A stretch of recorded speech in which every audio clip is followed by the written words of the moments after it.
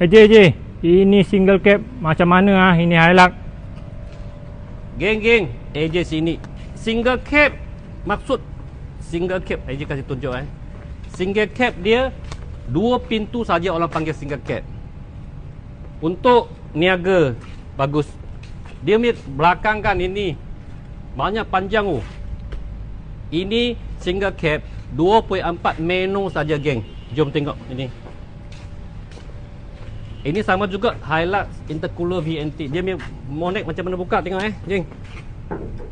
Buka begitu. Buka begitu. Baru boleh turunkan ini. Ini original begitu. Geng. Mau tutup macam mana? Tengok tolak begitu. Tolak begitu. Geng tengok ini. Single cab 2 pintu.